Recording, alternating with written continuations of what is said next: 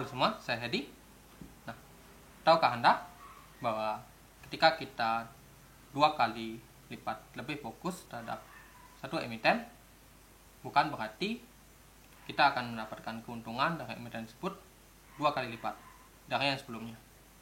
Sebenarnya tidak ada korelasi antara berapa lama waktu yang kita gunakan untuk memperhatikan suatu emiten terhadap hasil yang kita dapat dari emiten tersebut. Namun hal tersebut sering digunakan oleh banyak orang untuk menjadi alasan mengapa diversifikasi tidak boleh banyak. Banyak yang menganggap bahwa semakin banyak emiten berarti semakin sedikit fokus yang kita lakukan pada setiap emiten. Namun saya sangat penasaran fokusnya seperti apa. Ya, kecuali kalau kita melakukan trading, mungkin fokus tersebut menjadi sangat penting. Namun ketika kita ingin melakukan investasi jangka panjang, fokus tersebut menjadi sia-sia. Jadi diversifikasi itu sangat penting. Namun berapa yang harus kita miliki?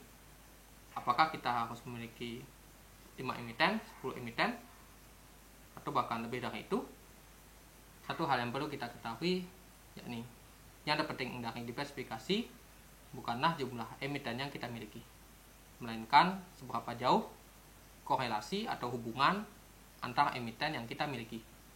Tidak ada gunanya melakukan diversifikasi meskipun kita memiliki 50 emiten tersebut, namun semuanya hanya merupakan perusahaan perbankan. Itu bukanlah diversifikasi. Jauh lebih baik hanya memiliki 5 emiten, namun dari kelima emiten tersebut memiliki sektor yang berbeda, dibandingkan memiliki 10 emiten yang mana ke-10 emiten tersebut berada pada satu sektor yang sama. Jadi jawaban mengenai berapa emiten yang harus kita miliki dalam diversifikasi tidak ada batasannya. Punya 5 emiten tidak masalah, punya 10 emiten tidak masalah, punya 50 emiten tidak masalah, bahkan punya 100 emiten pun tidak masalah, asal kita memang benar-benar memahami tiap-tiap emiten tersebut, baik itu dari segi fundamentalnya maupun valuasinya, berdasarkan preferensi kita masing-masing. Jadi hendaknya kita tidak perlu meledek orang-orang yang memiliki banyak diversifikasi.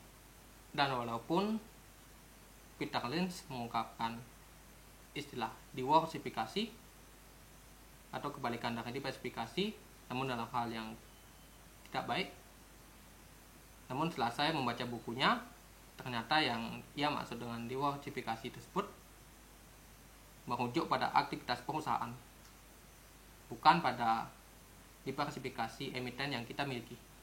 Diversifikasi yang beliau maksud adalah perusahaan yang terlalu banyak melakukan diversifikasi bisnis. Misalnya awalnya perusahaan tersebut merupakan perusahaan batubara, kemudian tiba-tiba membuat lini bisnis perbankan dan membuat lini produk konsumen. Tentu hal tersebut membuat jajaran manajemennya menjadi tidak fokus. Namun dalam investasi saham, kita tidak harus melakukan fokus tersebut, karena bukan kita yang menjalankan perusahaan tersebut. Kita hanya membeli saham dan kita hanya perlu membaca laporan keuangannya secara berkala. Dan kenyataannya, Peter Lynch pun melakukan diversifikasi terhadap ribuan emiten.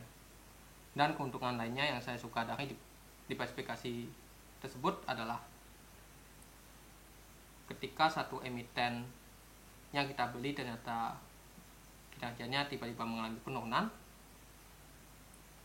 kita bisa cukup mengabaikannya saja, karena penurunan kinerja tersebut tidak akan berdampak banyak terhadap portofolio saya. Seiring dengan semakin bertambahnya portofolio saya, maka emiten tersebut dalam portofolio saya semakin tidak berarti. Misalnya saja, dari yang sebelumnya emiten tersebut mewakili 5% dari portofolio saya, kemudian seiring saya menambah jumlah uang dalam portofolio saya, porsi emiten tersebut akan terus menurun dari 5% menjadi 4% dan seterusnya. Jadi saya tidak khawatir salah memilih emiten. Dan bahkan seringkali kesalahan emiten tersebut bukan karena saya sendiri, melainkan karena perubahan mendadak yang tidak bisa kita hindarkan atau tidak bisa kita prediksi. Serta apakah dengan melakukan diversifikasi kita akan kehilangan potensi keuntungan? Jawaban saya adalah tidak juga. Karena risikonya akan semakin besar jika kita hanya semata-mata mencari emiten dengan peningkatan harga yang sangat tinggi. Tentu kita juga akan berisiko mendapatkan emiten dengan penurunan harga yang sangat dalam. Jadi dengan diversifikasi, apalagi dengan seleksi ketat terhadap hanya memiliki emiten-emiten yang kinerja bagus, saya yakin semuanya akan berkinerja baik, atau setidaknya sebagian besar. Menurut buku Benjamin Graham yang Hidden Intelligent Investor, berinvestasi khususnya di saham menurut Benjamin Graham terdiri dari 3 elemen, yakni yang pertama menganalisis sebuah perusahaan secara menyeluruh, kokoh atau tidak kokoh suatu bisnisnya.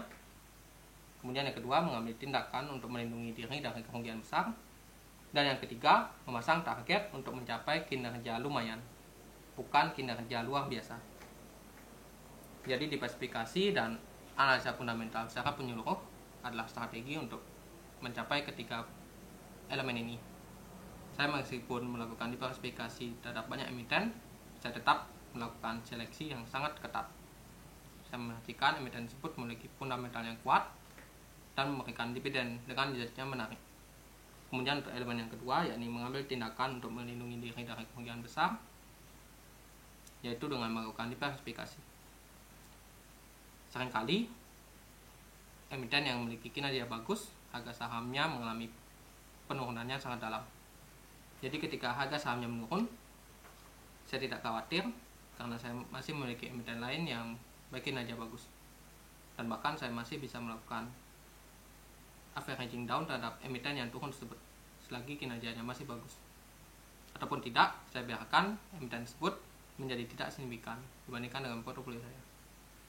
Yang ketiga, memasang target untuk mencapai kinerja lumayan, bukan kinerja luar biasa.